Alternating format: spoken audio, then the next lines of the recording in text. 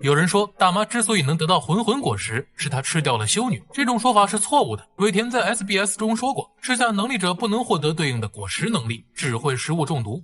那么大妈是如何获得混混果实的呢？有5个细节可以找到答案。细节1，修女在与 CP0 交易时，她一直强调这是她最后一次，可见她已经想好了退路。在与00相处的时间中，修女发现00身上的巨大潜力，能一拳干掉一头巨熊，还能轻松打伤巨人族的孩子，将来一定会成为世界顶级强者。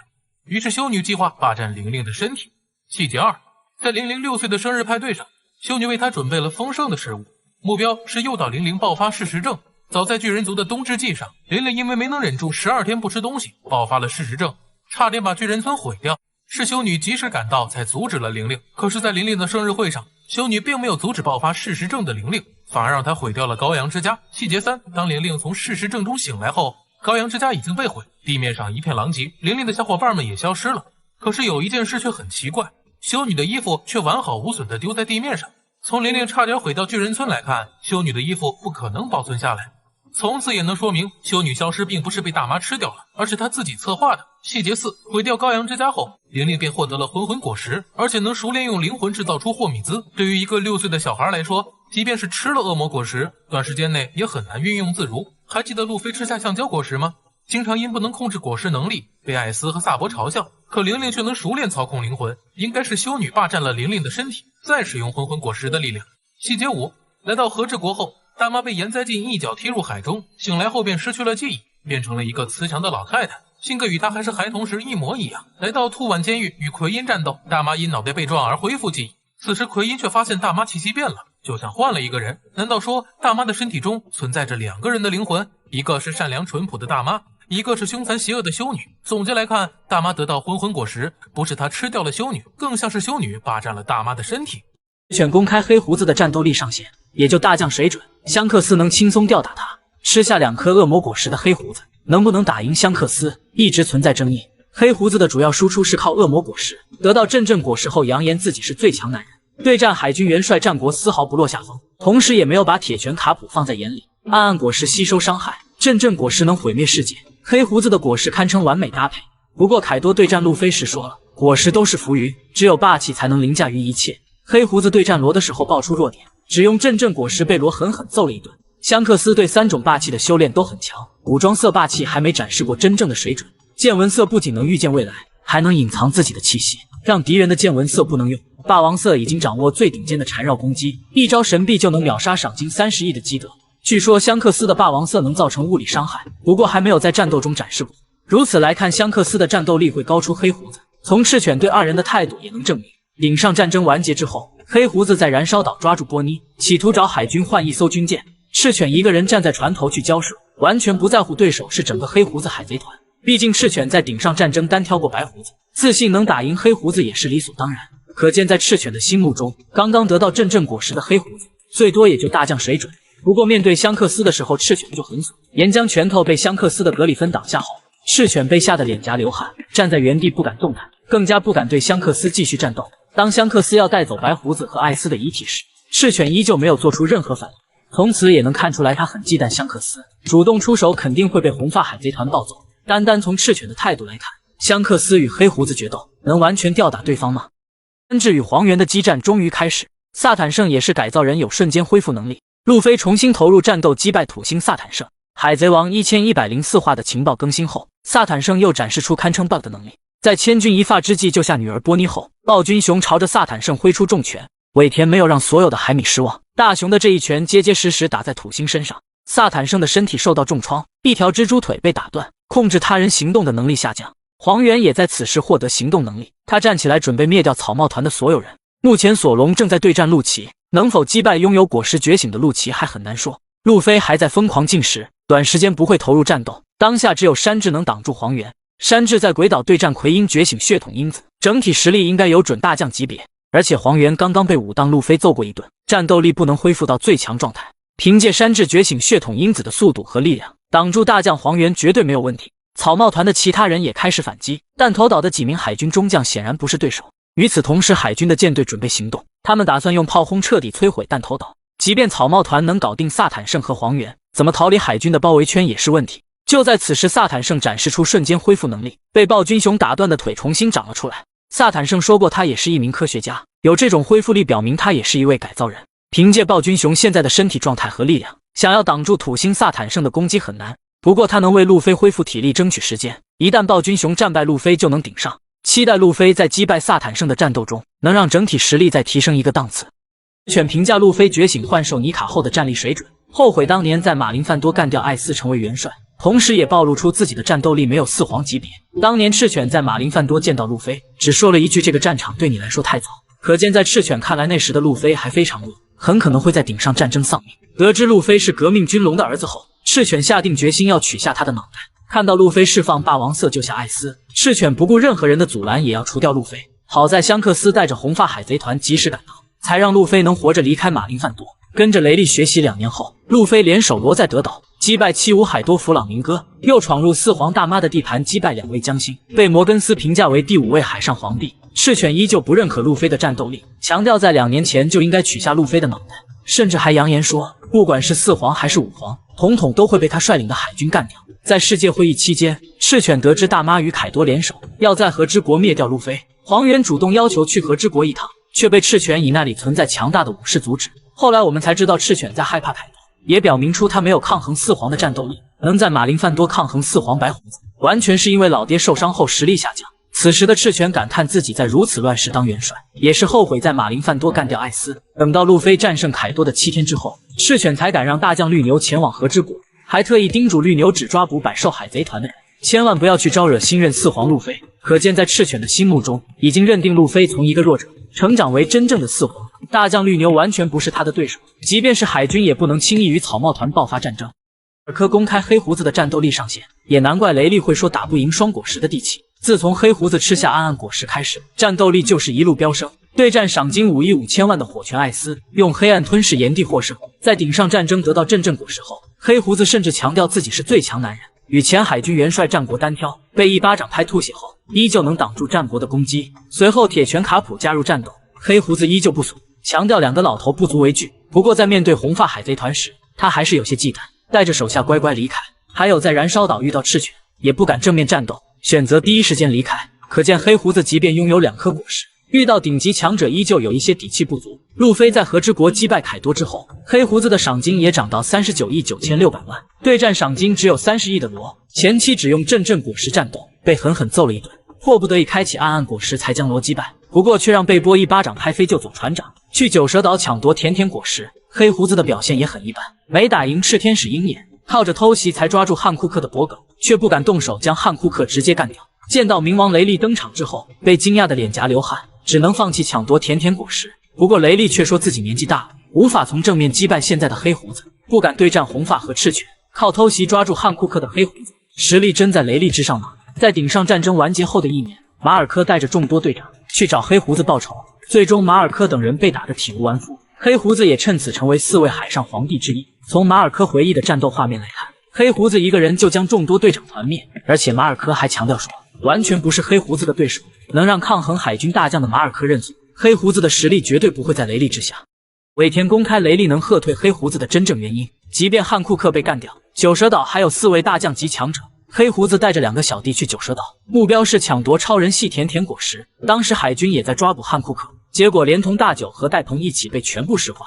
见到汉库克对科比发起攻击，黑胡子趁机偷袭抓住汉库克的脖梗。他很清楚，即便是干掉汉库克，也不能救下自己的2个小弟大九和戴鹏。就在此时，雷利释放着霸王色登场，他让汉库克解除所有被石化的人。黑胡子也很给雷利面子，绑架科比之后，带着手下乖乖离开九蛇岛。之后雷利告诉众人，自己已经老了，现在很难正面击败双果实的黑胡子。对甜甜果实势在必得的黑胡子，是真的因为害怕冥王雷利才离开的吗？回顾黑胡子从一个无家可归的小渔民，成长为雄霸一方的海上皇帝，可以看出他是一个有计划有城府的人。离开九蛇岛必然是最正确的选择。首先，黑胡子不能干掉汉库克，用2个小弟的性命换甜甜果实并不是很划算。当下海贼世界已经进入最终的混战时期，丢失2名干部会让海贼团实力下降。其次，黑胡子即便将汉库克干掉，还得面对4位大将级强者的全力围攻。第一个是冥王雷利，他来九蛇岛只有一个目的，就是保护汉库克的安全。2年前在香波地群岛对战黄猿，可以确定老年雷利至少有大将级水准，即便不能单挑打赢黑胡子，2人的战斗也会很焦灼。短时间无法结束。夏奇也跟着雷利来到女儿国，他是汉库克之前的9蛇海贼团的船长，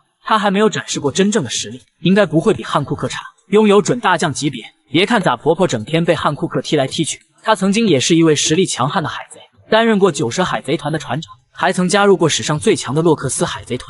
如果黑胡子将汉库克干掉，必然会遭到3人的围攻，小命很可能不保。与此同时，海军还有克比和2名炽天使，没有被甜甜果实的能力石化。克比的战斗力很一般，最多也就中将水准。炽天使女帝也没有大将级，但炽天使鹰眼的战斗力一度让黑胡子感到畏惧，应该具备准大将级别。一旦黑胡子与雷利等人爆发混战，海军必定是围观者坐收渔翁之利。等到黑胡子在战斗中受伤后，炽天使鹰眼会将其抓捕关入海底监狱。赤犬评价凯多的战斗力远在白胡子之上，但是凯多为何会在临终前对路飞说谎呢？小时候的凯多出生在沃卡王国，10岁的时候便成为该国的最强战士。海军为了能得到凯多，居然答应让沃卡王国可以参加下一次世界会议，可见海军是多么看重凯多的战斗力，而且第一次悬赏就给出7000万。15岁的凯多来到蜂巢岛，因为表现出强悍的战斗力，被洛克斯看中，让白胡子亲自邀请他成为伙伴。可见那时的凯多已经具备顶级强者的实力。当年的夏洛特00也很看重凯多的实力，把鱼与果实直接送给他吃掉。几十年后，2人都成为雄霸一方的海上皇帝。大妈依旧认为，只要能联手凯多，就能复活当年的洛克斯海贼团，拥有称霸整个世界的强悍战斗力。就连卡普也表示说，假如大妈和凯多联手，他也没有办法搞定这2个人。对年轻气盛的艾斯来说，凯多虽然很强，也有信心能取下他的首级，带着手下闯入鬼岛，没遇到凯多被人，却与大河爆发了一场平手战斗。后来艾斯从和之国回来后，请求白胡子出兵攻打凯多的百兽海贼团。白胡子把艾斯狠狠揍了一顿，强调凯多是玉田都无法战胜的强敌，即便出兵有可能击溃百兽海贼团，白胡子海贼团也会受到严重的损失。可见在当年的白胡子看来，也没有100%的信心能击败世界最强生物。香克斯完全没有把凯多当回事，去马林饭多之前，顺便收拾了一顿凯多。从红发海贼团无伤抵达顶上战争来看，应该是轻松打退了凯多和岩灾镜。香克斯是敢于和白胡子正面交手的人，对付凯多也应该有足够的战斗力。赤犬对凯多一直非常畏惧，得知大妈和凯多联手后，不敢让黄猿去和之国，嘴上说是担心和之国战力不详的武士，真实的原因就是害怕百兽海贼团。在咨询老元帅战国的意见后，才迫不得已派遣大将绿牛前往和之国。当年对白胡子不屑一顾的赤犬，难道是认为凯多才是世界最强男人吗？吴老星对凯多的态度与赤犬一样，有凯多在的时候，不敢霸占和之国，直到凯多战败之后，才敢派兵前往和之国，却没敢对新任四皇路飞动手。不过凯多却在临终前对路飞说谎了，他一直强调霸气比恶魔果实更重要，却在与路飞的最终决斗时，依靠恶魔果实的能力。难道说果实强才是王道吗？尾田公开卡普战败蜂巢岛的真正原因，也难怪雷利会说正面打不赢现在的黑胡子。被称为海军英雄的铁拳卡普，一直被认为是海军中最强的存在。据说卡普打任何人都只用一拳，原因是没人能扛得住他的第二拳。想当年在神之谷战场上，卡普联手罗杰击溃史上最强的洛克斯海贼团，对方是白胡子、凯多等一群顶级强者，也没能从卡普和罗杰手中取得胜利。后来卡普多次将罗杰海贼团逼入绝境，又联手战国把金狮子关入海底监狱。为何会在黑胡子的蜂巢岛战败失踪，一直是海米们很不能理解的事情。得知大徒弟克比被黑胡子绑架后，卡普带着几个 SWORD 成员来到黑胡子的老巢，直接来了一拳霸王色缠绕银河冲击，差点将一座城镇彻彻底底摧毁。对战曾经的首席弟子青雉，战斗力可以说无限接近当今海军元帅赤犬，也只是用了一招海底落下搞定青雉。等青雉重回地面后，已经满脸是伤。打黑胡子海贼团的几位干部，也都是以几乎秒杀的方式完全碾压对方。巨大战舰圣胡安恶狼体型堪比一座岛屿，被卡普轻松扔到大海之中。大九使用的火焰攻击，卡普完全没当回事，直接用人墙抵挡住伤害。溪流靠着偷袭克比将卡普重伤后，也被一拳头砸在脑袋上，满脸是伤。恶阵王将身体融入整个岛屿，还是被重伤的卡普一拳打得头破血流。假如卡普不管克比等人的安危，他完全有能力将整个蜂巢岛摧毁。最终还是为了保护 SWORD 成员离开，遭到青雉等人的围攻后下落不明。从此也可以确定，卡普之所以战败，并不是他不能击败黑胡子海贼团的人，而是为了掩护弱小的 SWORD 成员，不能100%发挥出真正的战斗力。尾田也曾在漫画中强调过这点。当时暴君雄询问龙为什么一直去风车村，龙的回答很有意思，他告诉暴君雄，如果想杀掉他就继续追问下去。紧接着龙又对暴君雄说，孩子是父母最大的弱点。暴君雄也表示认可。龙的这句话间接回答了卡普战败的原因，就是为了救这些 SWORD 成员，卡普才会被溪流用隐身果实偷袭受伤，最终被多人围攻战败后下落不明。现在想想，雷利说正面打不赢黑胡子，应该不是说自己的实力不如黑胡子，而是说战场在九蛇岛，一旦自己使用全力击败黑胡子，会波及到女儿国的人。鹰眼的实力比香克斯差了段位吗？尾田在顶上战争时期就给出过答案，鹰眼的战斗力能不能匹敌红发，一直是海米争论的话题。两人曾经有过多次生死决斗，据说结果都是不分胜负，但是鹰眼参与的战斗并不算很多，也没有表现出强如四皇的战斗力。在马林范多全力追杀路飞，场面上看似完全碾压，却没有将路飞击毙。对战花剑比斯塔也算是五五开，即便鹰眼全力战斗，也很难短时间获胜。还有攻击被克洛克达尔挡住后，立马放弃追杀路飞，实力也没比老沙高很多。反观香克斯击败的敌人都是顶尖强者，一招神臂秒杀，赏金30亿的积德。用大将绿牛交手，只是用霸王色远程打击，就能吓得绿牛乖乖逃走。还有与大将黄猿交战，所谓的光速移动完全失效，被红发用刀架在脖子上。2年前挡住赤犬的岩浆拳头，也是吓得赤犬脸颊流汗，不敢继续攻击路飞。还有在核心技能的等级方面，香克斯也比鹰眼高出了一个档次。武装色的修炼，香克斯应该比鹰眼差，毕竟没有将格里芬打造成一把黑刀。不过香克斯的剑纹色不仅能预见未来，还拥有让敌人剑纹色失效的剑纹杀。霸王色的修炼，香克斯也是最强的，据说是唯一一个能造成物理伤害的人，而且也掌握了霸王色缠绕攻击，使用过罗杰的招式神臂将基德秒杀。鹰眼的剑纹色能不能预见未来？会不会剑纹杀？剧情中都还没有交代。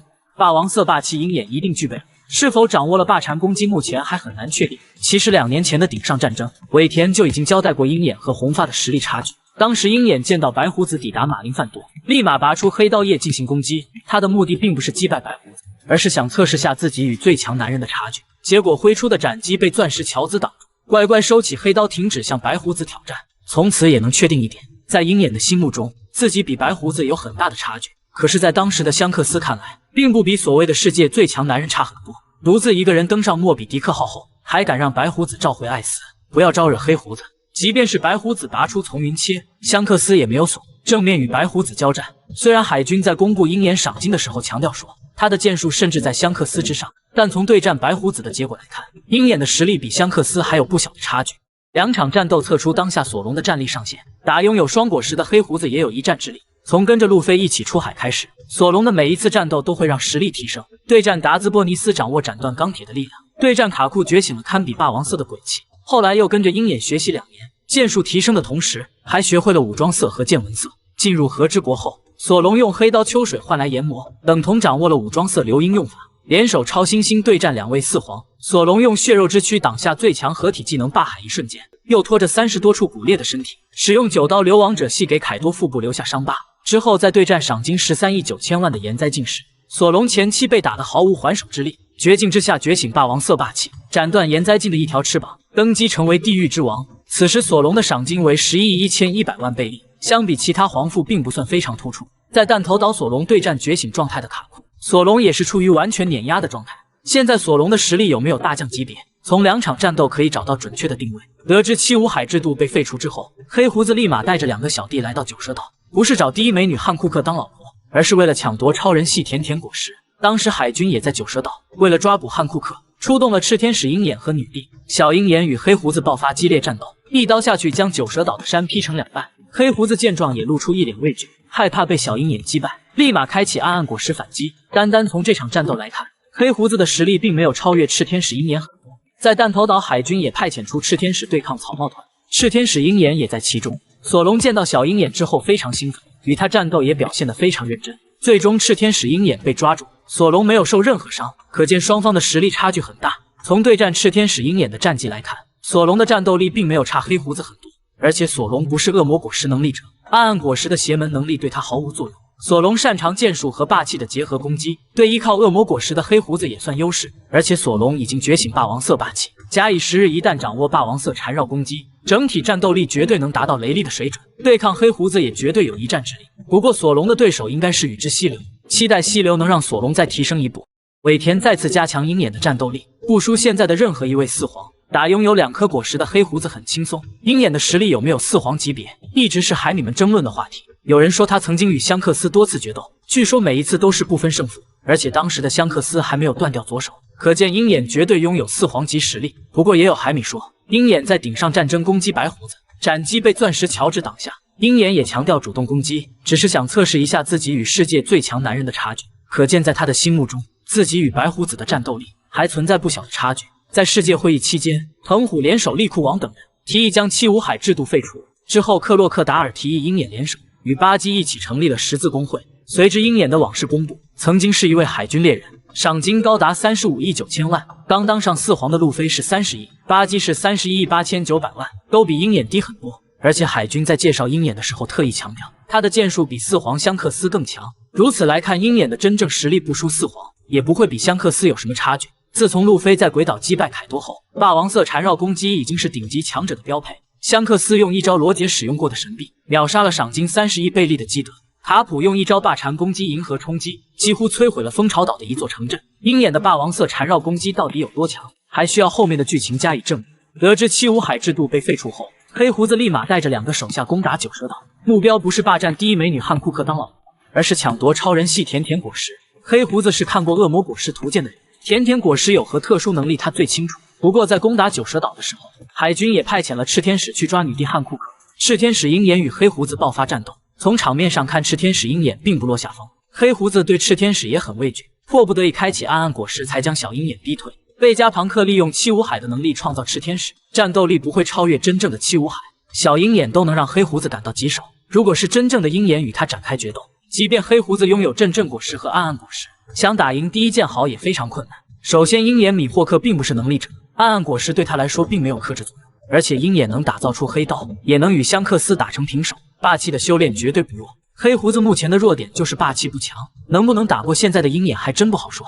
当年艾斯击败的七武海终于公开，与青雉和卡普交战均惨遭秒杀。在漫画1100话中，我们知道艾斯出海后击败过一位七武海，在那之后萨坦圣与大雄做交易，让他当七武海才会救波涅。艾斯击败的七武海到底是谁？从已知的剧情中很容易找到答案。路飞击败七武海克洛克达尔后，海军将老沙关入海底监狱第6层，慎平拒绝参加顶上战争，被海军剥夺七武海，也被关入推进城。还有多弗朗明哥被路飞打败后，最终的归属依旧是海底大监狱。可以确定，艾斯击败的那位七武海必定也会进入海底监狱的第6层。黑胡子招募伙伴的时候，第6层的强者要么逃走，要么加入黑胡子，其中就有曾经罗杰的船员巴雷特，他在剧场版中被路飞开挂击败。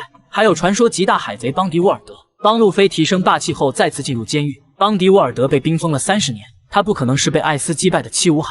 除此之外，黑胡子招募到4位海贼，艾斯打败的七武海应该就在其中。首先可以排除玄月猎人戴鹏，原因是海贼王中有唯一女性的设定。大雄成为七武海的时候，汉库克也有出场，那时他已经是七武海，七武海中已经有一位女性，因此可以确定戴鹏不是艾斯击败的七武海。圣胡安饿狼其实也能排除，他的体型巨大，却给人一种呆呆的感觉。七武海都是非常精明的海贼，圣胡安饿狼当七武海确实有点不自然。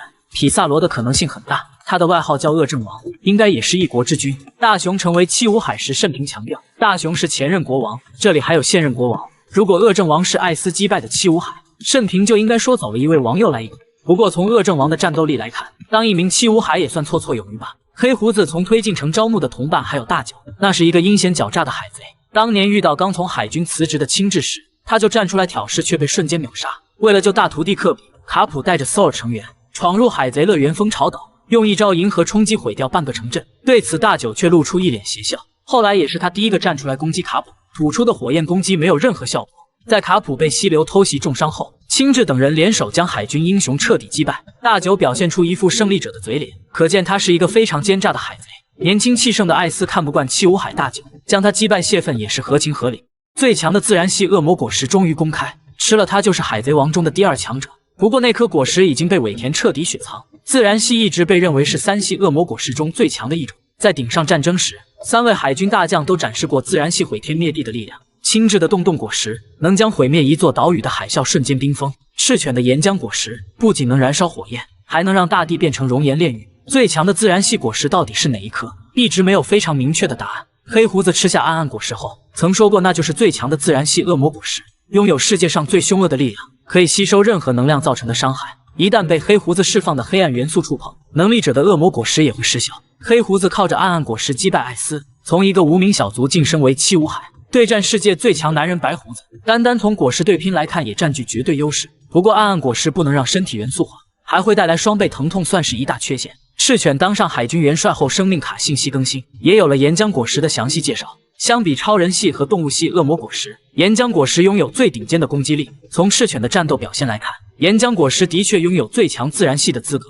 对战受伤的白胡子没有太大劣势，被偷袭暴揍后也能重创对方。一个人对抗白胡子海贼团所有队长，也自信能将路飞的脑袋留下。不过在面对香克斯的时候太怂，被吓得脸颊流汗，一动也不敢动。艾尼路在空岛登场时，娜美就说过，响雷果实是最强自然系。从艾尼路的表现也能证明这一点。草帽团除了路飞被挨个秒杀，结合能覆盖整座岛屿的见闻色霸气，可以做到随时随地无死角打击。大招雷银的破坏力堪比远古兵器，只要一击就能将一座岛屿毁灭。如果武装色霸气不能抵御雷电，响雷果实简直就是无敌的存在。好在路飞的橡胶对雷电有免疫作用，不然真不知道如何才能击败艾尼路。尾田曾在 SBS 中公布最适合草帽团的果实，索隆可以吃下鱼果实青龙形态，最适合娜美的恶魔果实就是响雷果实，那样她就会变成真正的天后女王，也会变成全世界攻击力最强的人。当然雷电攻击对路飞不会造成伤害。从此也能看出，尾田也认为艾尼路的响雷果实就是最强的自然系。不过艾尼路已经前往月球，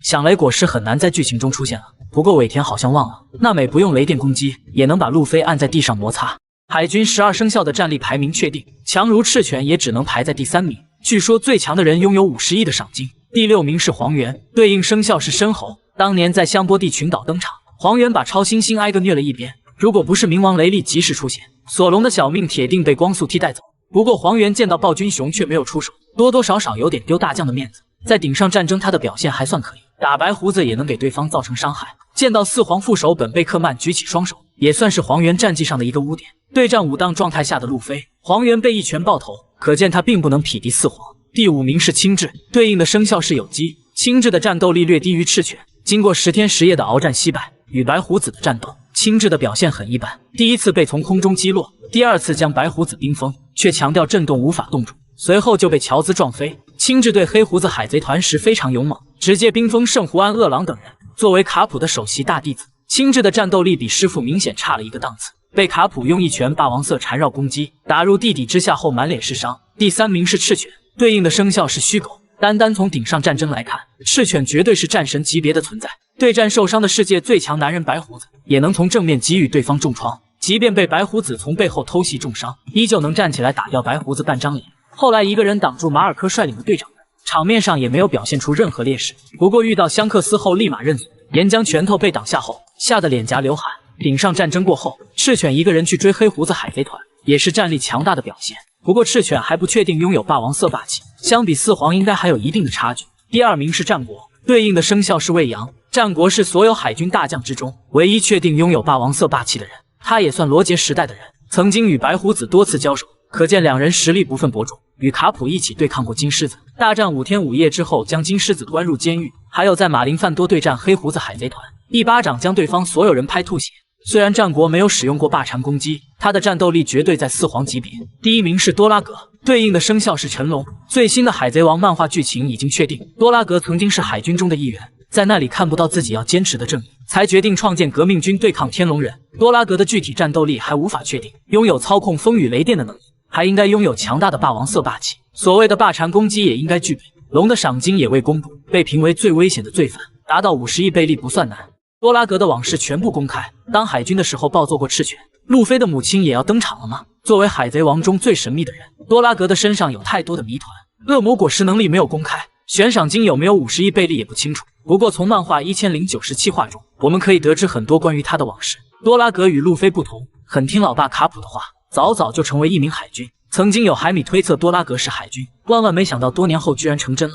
海军中将和大将的代号都是用12生肖的动物加一种颜色命名。多拉格当海军时的称号可能就是苍龙，职位不是大将也是中将级别。从年龄上看，赤犬与龙是同一时期，也应该很清楚他的实力强弱。当初路飞去马林范多救艾斯，所有人都称呼他为草帽小子，只有赤犬在强调路飞是龙的儿子，无论如何也要留下他的小命。尤其是在路飞释放霸王色之后，赤犬干掉路飞的执念更加坚定了。赤犬如此嫉恨路飞，很可能是被龙暴揍过，担心路飞成长为龙一样的强者。不过多拉格发现海军坚持的正义与自己内心中的正义并不相同，于是果断辞职加入义勇军。24年前罗杰处刑时，他也在现场观看。22年前奥哈拉被摧毁后，龙去祭奠三叶草博士，邀请贝加庞克当伙伴，遭到拒绝后，他告诉贝加庞克自己会创建一支军队推翻天龙人的统治。几年后，多拉格与伊万科夫相遇，加上暴君熊和金妮组建了革命军。在这段时间里，多拉格遇到自己相爱的人，并生下路飞交给卡普看管。后来，多拉格的事迹大家都很清楚。12年前回到故乡东海的戈亚王国，救下被天龙人炮轰的萨博后，将他带到革命军培养成参谋长。2年前，多拉格在罗格镇出现，一道闪电从巴基的刀下救走路飞，又挡住斯摩格抓住路飞，让草帽团顺利出航去追寻他们的梦想。路飞在德雷斯罗萨击败明哥后，革命军的基地被巴沙斯发现，黑胡子联系海军后闯入白土之地，有没有与龙爆发战斗还不清楚。世界会议期间，萨博带着3位军队长去玛丽乔亚向天龙人宣战。之后多拉格的剧情可能会多一点，他的恶魔果实能力也会公开。目前漫画正在讲述暴君熊的回忆，路飞的母亲也应该出场了吧。